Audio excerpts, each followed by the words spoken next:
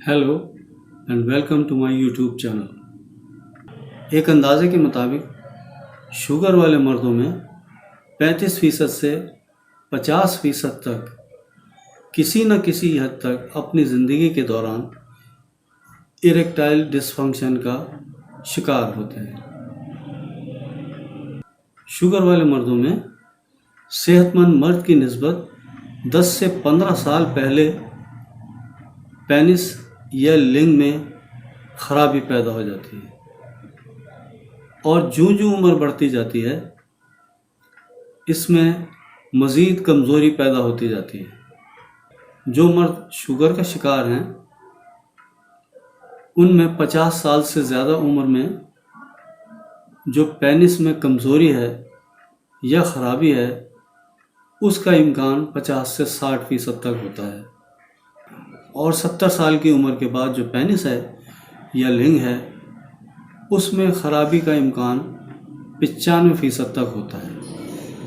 Sugar वाले मर्दों में पेनिस या लिंग की कमज़ोरी की वजूहात पेचीदा हुआ करती हैं। इनमें नर्व्स, खून की नालियाँ और पट्ठों में ख़राबी शामिल है।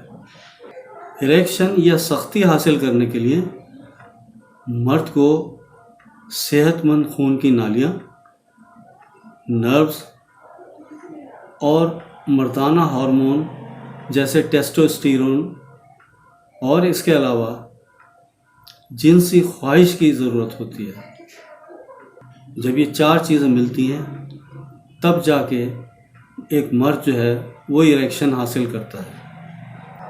शुगर नर्व्स और खून की नालियों को नुकसान पहुंचा सकती है, इसलिए अगर आपका टेस्टोस्टेरोन लेवल नॉर्मल भी है और जिनसी ख्वाहिश भी आप रखते हैं उसके बावजूद आप सख्ती या इरेक्शन हासिल नहीं कर सकते। इरेक्टाइल डिसफंक्शन तब पैदा हुआ करता है जब ये फैक्टर्स जैसे कि नर्व्स को शुगर की वजह से नुकसान पहुंचता है, उसके अलावा खून की नालियों में जो खून का बहाव है वो पूरा नहीं होता या नामुकम्मल होता है और हार्मोनल इम्बैलेंस हुआ करता है। इन तीनों वजूहात की बिना पर जो एक मर्द है, जो ख़ास तौर पर शुगर वाला मर्द है, वो इरेक्शन हासिल करने में नाकाम रहता है। पेनिस की सख्ती की ख़राबी हाई ब्लड प्रेशर और दिल के अमराज में भी हो सकती है और ये बीमारियां जो शुगर वाले हजरात हैं उनमें अक्सर मौजूद हुआ करती है। उम्र किसी हद तक इरेक्टाइल डिसफंक्शन में अपना हिस्सा डाल सकती है, लेकिन इरेक्टाइल डिसफंक्शन शुगर वाले मर्दों में पहले हुआ करता है। शुगर या दिल की बीमारियों के डायग्नोसिस से पहले पेनिस में सख्ती के मसाइल महसूस हो सकते हैं। पेनिस में सख्ती की कमी के साथ रहना एक चैलेंज हो सकता है, लेकिन आप इरेक्टाइल डिसफंक्शन से निपट सकते हैं। अपनी सेक्सुअल लाइफ को ट्रैक पर लाने के लिए आप ये चंद कदम ज़रूर उठाएं। सबसे पहले स्मोकिंग या तंबाकू नोशी, किसी भी किस्म का तंबाकू, चाहे वो स्मोकिंग हो, पान हो, गुटखा हो। तंबाकू खून की नालियों को तंग करता है, जिसकी वजह से जो पेनिस में खून की रवानी है वो मुतासर होती है। तंबाकू हमारी बॉडी के अंदर नाइट्रिक ऑक्साइड के लेवल को कम करता है।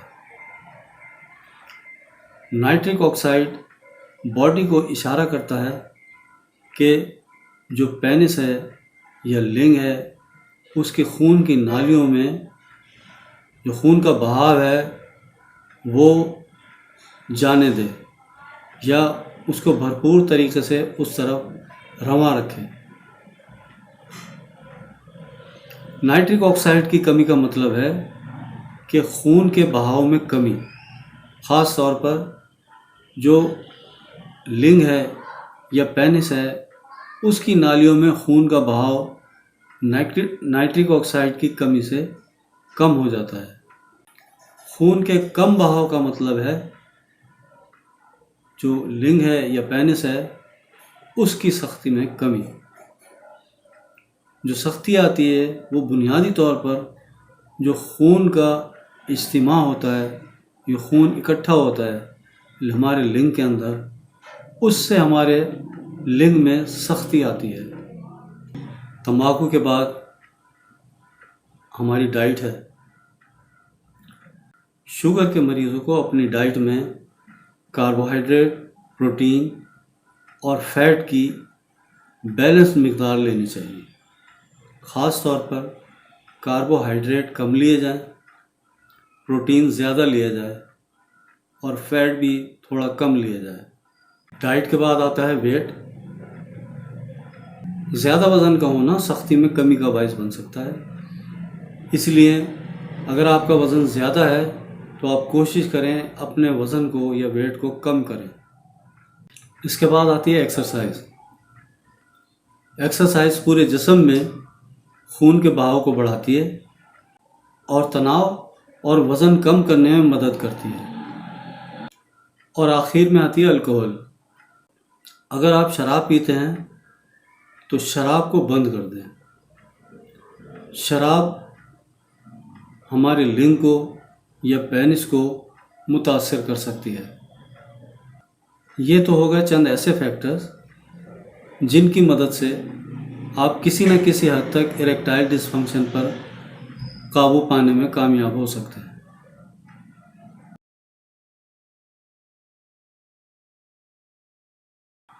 मेडिसिन में सबसे पहले जो लोग डायबिटीज़ का शिकार हैं, शुगर का शिकार हैं,